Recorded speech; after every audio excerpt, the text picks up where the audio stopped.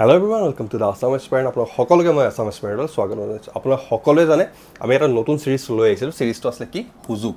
হয়। সো সুযোগ নামে এটা আমি নতুন সিৰিজ লৈ আহিছিলো য'ত আমি ডিসকাস কৰিছিলো আমাৰ ADA 3.0 আহিব লগা প্ৰত্যেকটো টপিকৰ প্ৰত্যেকটো কোৱেশ্চনৰ ওপৰত। ঠিক আছে। সো লাষ্ট আমি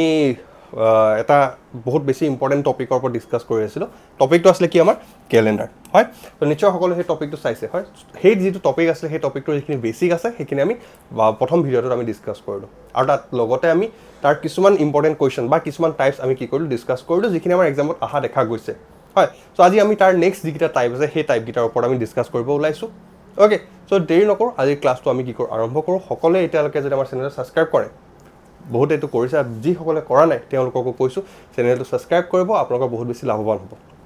আমি এনেকুৱা ধৰণৰ বহুত সিৰিজ লৈ আহিম। ঠিক বহুত বেছি সিৰিজ লৈ আহিম য'ত আপোনালোকৰ কি হ'ব ADA 3.0 ক্ৰেক কৰিবৰ কাৰণে বহুত বেছি সহজ হ'ব। ওকে, সো দেৰি নকৰো আজি যেটো ক্লাছ আছে আমি আৰম্ভ কৰো। লগতে আপোনালোকৰ লগৰ সমনীয়াক আপোনালোকে এই চেনেলটো কি কৰিব শেয়াৰ কৰিব যাতে আপোনালোকৰ লগতে তেওঁলোকৰো কি হয় লাভৱান হয়। হ'ব, সো আমাৰ চাও আজিৰ ফাৰ্স্ট কোৱেশ্চনটো কি আছে। সো কালি আমি যেটা লাষ্ট যেটো ভিডিও আছিলে লাষ্ট ভিডিওটো যেটা আমি ডিসকাস কৰিছিল তাত কিছুমান আমি পইণ্টৰ কথা কৈছিল বা কিছুমান আমি টাইপৰ কথা কৈছিল হয়। সেই টাইপ গিটাৰ উপৰিও আজি এটা নতুন টাইপ লৈ আহিছো। টাইপটোত কি দেখা গৈছে এই টাইপটোত আমাৰ এই যিটা ইয়াৰ আছে সেই ইয়াৰ গিটা আমাৰ কি দেখা গৈছে একে দেখা গৈছে। যদি ইয়াৰ গিটা আমাৰ একে থাকে তাক আমি কেনেকৈ কৰিম ঠিক আছে। তেনেকুৱা ধৰণৰ কোৱেশ্চনছ বিলাক আমি কেনেকৈ কৰিম। সো এনেকুৱা ধৰণৰ কোৱেশ্চনছ বিলাকত আমি মেইনলি কি মন কৰিব লাগিব মাহটোৰ ওপৰত ঠিক আছে। আৰু মন কৰিব লাগিব আমাৰ এই যিটা ডেট দিয়া আছে সেই ডেটটোৰ ওপৰত। ওকে, সো মাহটো কোৰ পৰা আৰম্ভ কৰিছে এপ্ৰিলৰ পৰা আৰম্ভ কৰিছে। এপ্ৰিল মে June July August and September. এপ্ৰিলৰ পৰা ছেপ্টেম্বৰলৈকে গৈছে। সো আমি এপ্ৰিলৰ পৰা ছেপ্টেম্বৰলৈকে ধুনীয়াকৈ লিখি লৈছো হৈ গ'ল। এটা আমাৰ এপ্ৰিলটো কিমান তাৰিখৰ পৰা আৰম্ভ কৰিছে এপ্ৰিলটো 19 তাৰিখৰ পৰা আৰম্ভ কৰিছে। আমি সকলোৱে জানো এপ্ৰিল কিমান দিন হয় জানুৱাৰী ফেব্ৰুৱাৰী মাৰ্চ এপ্ৰিল। এপ্ৰিলটো হৈছে আমাৰ 30 দিনীয়া। সো 30 দিনৰ যদি 19 দিন গুচি গ'ল হয় আমাৰ বাকি কিমান দিন থাকিলে 11 দিন থাকিলে সেই 11 দিনটো আমি ক'ত লিখি ললো ইয়াত লিখি ললো হয়। এপ্ৰিলটো হৈ গ'ল আমাৰ বাকি থকা 11 দিনৰ কাৰণে। দেন আমাৰ কি আহিলে মেটোত আমাৰ কিমান দিনীয়া হয় মেটোত আমাৰ হয় 30 দিনীয়া না মেটো হয় 31 দিনীয়া। জুনটো হৈ গ'ল আমাৰ 30 দিনীয়া। জুলাইটো হৈ গ'ল আমাৰ 31 দিনীয়া। আগষ্টটো হৈ গ'ল 31 দিনীয়া। আৰু ছেপ্টেম্বৰটো আমাৰ কিমান তাৰিখলৈকে যাব লাগিব 26 তাৰিখলৈকে আমি যাব লাগিব হয়। সো এটা আমাৰ 19 জেগাত 11 কিয় লিখিলো কাৰণ ইয়াত আমাৰ 19 তাৰিখৰ পৰা আৰম্ভ হৈছে। এপ্ৰিল মাহত টোটাল 30 দিনীয়া থাকে হয় না। সো 30ৰ পৰা আমি কি কৰিলো 19টো মাইনাস কৰিলো বাকি কি দিনৰ কাৰণে বাকি কিমান দিন আছে 11 দিন। সো সেই 11টো আমি ইয়াতে কি কৰিলো লিখি ললো। ওকে, এইখিনিলৈকে ঠিক আছে। এইখিনিলৈকে আৰু একো প্ৰবলেম নাই হয়। এতিয়া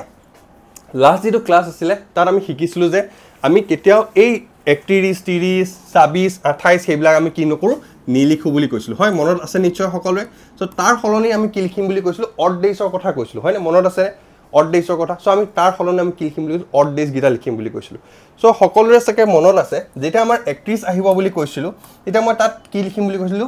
3 লিখিম বুলি কৈছিলো হয়। যেতিয়া আমাৰ 30 আহিব বুলি কৈছিলো তাত আমি 2 লিখিম বুলি কৈছিলো। সেম তেনেকৈ 31ত 3 26 আৰু বাকি থাকিলে 11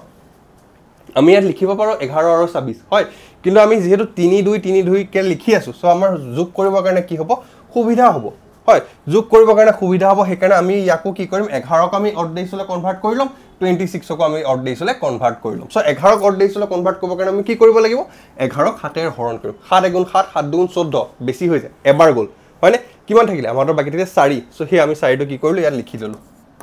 হয়। সেম তেনেকৈ 26ৰ কাৰণে যদি যাওঁ 7 3 × 21 বাকি কিমান থাকিলে 5। এটা আমি কি কৰিম নেক্সট স্টেপত এই আটাইকেইটা আমি প্লাস কৰি দিম। আটাইকেইটা আমি কি কৰি দিম প্লাস কৰি দিম। 3 3 6 6 4 10 ইফালে হৈ গ'ল মোৰ 5 ইফালে 10 মানে 5 5 10 10 10 মোৰ হৈ গ'ল কিমান 20 দিন হৈ গ'ল। আমি কিমান পাই গ'লো 20 পাই গ'ল টোটাল। এইকেইটা যেটা আমি যোগ কৰিম 20 পাই যাম। এতিয়া এই 20ক আমি ধুনীয়াকৈ 7ৰে হৰণ কৰি দিম। ওকে, 7ৰে কিয় হৰণ কৰিম 7ৰে হৰণ কৰাৰ মেইন ৰিজনটো হৈ গ'ল যে এইটোৱে কাৰণ আমি সকলোৱে জানো এটা উইকত 7টা ডেজ থাকে। সো 7ৰে যেতিয়া ইয়াক হৰণ কৰিম কিমান বাৰ যাব 7 2 × 14 7 3 × 21 3 বহাব নোৱাৰো 7 2 × 14 হৈ গ'ল হয়। ৰিমাইণ্ডাৰ কিমান থাকিলে ৰিমাইণ্ডাৰ আমাৰ হাতত থাকিলে 6 হয়নে। সো ৰিমাইণ্ডাৰ আমাৰ হাতত থাকিলে কিমান 6। এই 6টো আমি কি কৰিম এই 6টো আমাৰ ওয়েডনেসডেৰ লগত যোগ কৰি দিম ঠিক আছে। ওয়েডনেসডেৰ লগত আমি 6টো যোগ কৰি দিম হৈ গ'ল ৱেডনেছডে লগত যদি মই 6টো যোগ কৰিলোঁ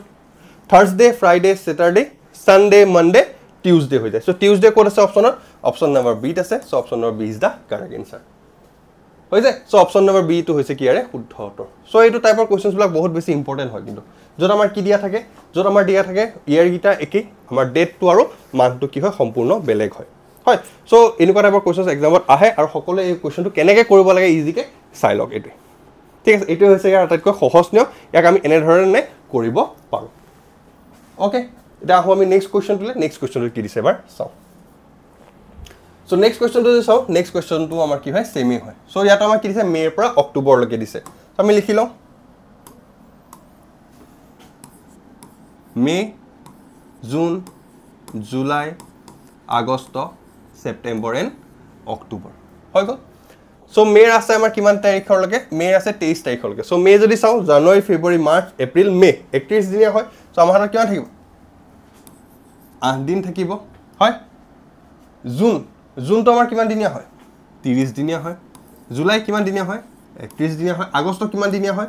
31 সেপ্টেম্বৰ কিমান দিনীয়া হয় 30 আৰু অক্টোবৰ কিমান দিনীয়ালৈকে আছে 17 তাৰিখলৈকে আছে সো 17 লিখি ললো হৈ গ'ল এখিলা কাৰো একো প্ৰবলেম নাই এতিয়া আমি কি কৰিব পাৰো অড ডেজ গিটা ধুনিয়াকে লিখি লওঁ প্ৰথমটো 7 ৰে হৰণ কৰিলে একবাৰ পাম 30 আছে 2 আহিব 31 আছে 3 আহিব 3 আহিব 2 আহিব 17ক যদি কৰো 7 2 14 3 আহিব হৈ গ'ল এতিয়া আমি আটাইগিটাক যোগ কৰি দিওঁ 3 6 9 11 12 13 14 হয়নে 3 6 9 10 11 12 13 14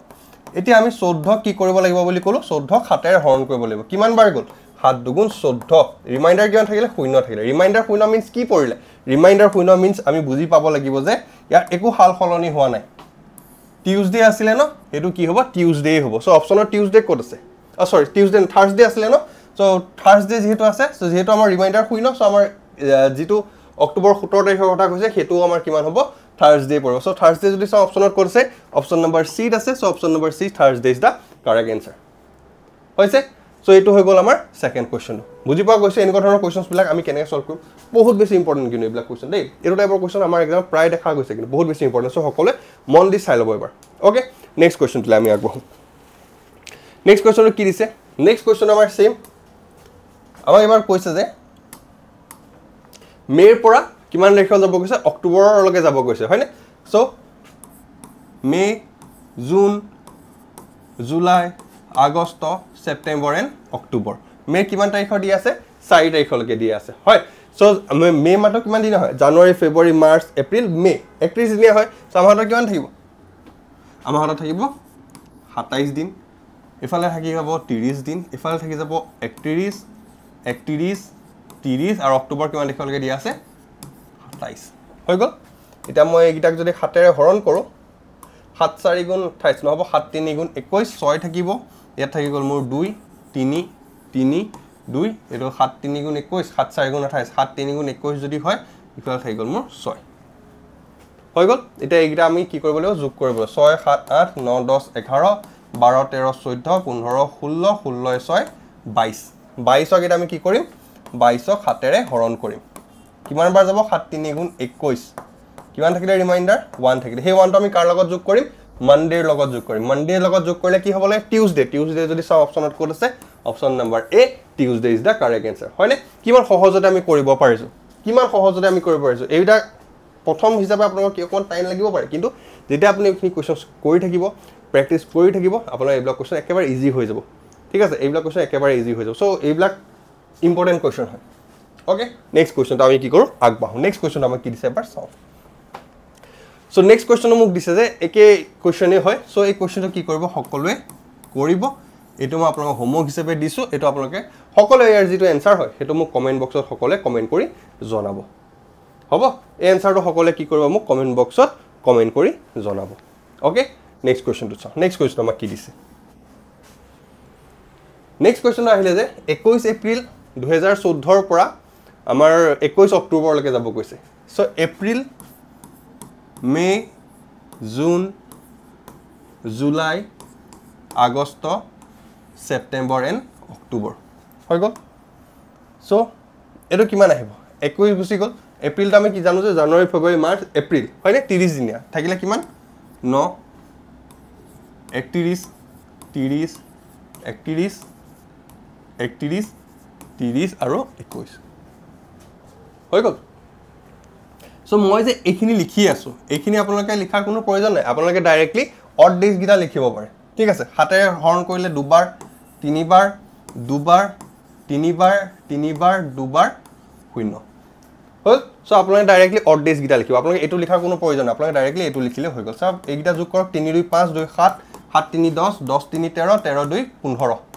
হৈ গ'ল 15 গিটা আমি কি কৰিম 15 গিটা হাতেৰে হৰণ কৰিম দুবাৰ গ'ল 14 হৈ গ'ল এক থাকিলে একটা আমি কাৰ লগত প্লাস কৰিম মানডে লগত মানডে প্লাস 1 টিউজডে কৰিছে অপচন নম্বৰ ডি আছে so option number D Tuesday is the correct answer হৈছে এইটো হৈছে আমাৰ কি এটা বহুত বেছি ইম্পৰ্টেন্ট টাইপ সো অলৰেডি আমি বহুত কিটা টাইপ পঢ়িলো তাৰ ভিতৰ এইটো এটা কি হৈছে ইম্পৰ্টেন্ট টাইপ লাষ্ট ভিডিওটো চাব সকলে তাতো আমি বহুত কিটা ইম্পৰ্টেন্ট টাইপৰ কোৱেশ্চনছ কৰিছো ওকে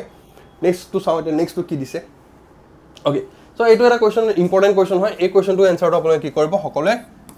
কমেন্টত কমেন্ট কৰি জনাব ঠিক আছে কোৱেশ্চনটো মোক কৈছে যে find the number of leap year between 2001 to 2098 কেনেকৈ কৰিব লাগে হেতু মই এটা ৰিল হিচাপে আপোনালোকক দিছো হেতু আপোনালোকে চাব পাৰে বা যদি সকলে চেষ্টা কৰে নিজে এই কোৱেশ্চনটো এনসাৰ দিবলৈ পাৰিব ঠিক আছে সকলে কোৱেশ্চন এনসাৰ দিবলৈ চেষ্টা কৰিব